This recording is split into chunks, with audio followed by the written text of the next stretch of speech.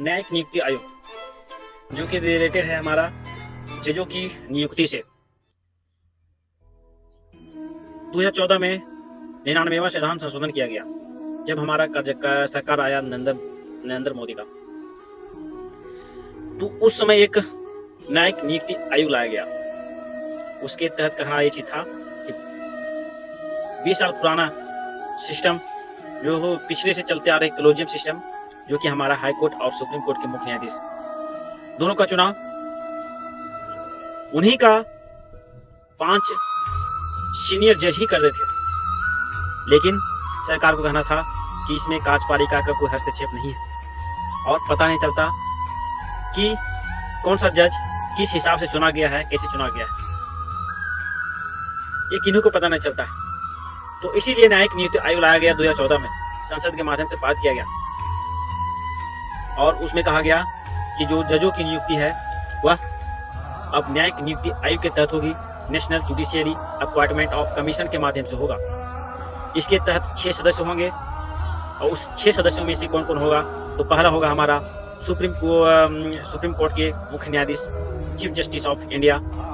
Second, supreme court के वरिष्ठ या सीनियर जो 2 जज। तीसरा, कानून मंत्री। और चौथा में हमारा होगा भारत के 2 वरिष्ठ व्यक्ति, मतलब 2 वरिष्ठ व्यक्ति और एक कानून मंत्री। 3 हमारा किधर से हो गया, तो कार्यपालिका से, और 3 हो गया हमारे उधर से जज के माध्यम से, सुप्रीम कोर्ट के माध्यम से। तो भाई बताओ, इसमें पल्ला किसका भारी पड़ रहा था? तो हमारा राजनेताओं का, क्योंकि वो तो हमारा देश को बेची खा ही रहे हैं भ्रष्टाचार करप्ट करके। और इन्होंने ये भी सोच लिया था कि मैं अपने अधीन में कर लूं किसको, कोर्ट को। जो हर एक जनताओं का आस विश्वास रहता है कि हमारा कोर्ट हमें सही राय देगा, सही सलाह देगा, सही डिसीजन देगा। लास्ट चांस रहता है हमारा कोर्ट, और कोर्ट को ही खरीदने चला हमारे राजनेताओं ने। तो फिर 2015 में सुप्रीम कोर्ट में 5 सदस्यों की एक बेंच के माध्यम से इस एक्ट को खारिज करते हुए कहा कि नहीं, ये नहीं होगा, ये पारित नहीं होगा न्यायिक नियुक्ति आयोग, क्योंकि इसमें हमारा जजों की स्वतंत्रता को छीन ली जाएगी। और जज की स्वतंत्रता को छीन ली जाएगी तो कोई भी सुप्रीम कोर्ट और हाई कोर्ट से हर किन्हीं जनताओं का, भारत के हर एक व्यक्ति का जो आस विश्वास रहता है वो खत्म हो जाएगा।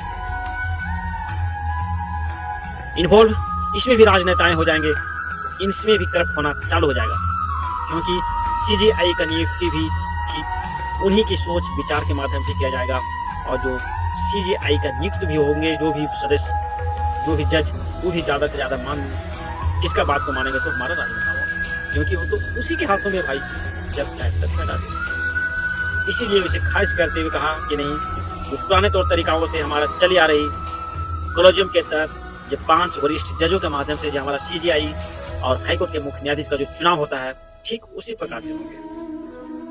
उन्होंने कहा कि हमारा लोकतंत्र का वायलेशन है, ये पारित नहीं हो सकता है। जी हाँ मेरे भाई, 99वां संविधान संशोधन, न्यायिक नियुक्ति आयोग, याद रख, बहुत इंपॉर्टेंट टॉपिक है। जय हिंद।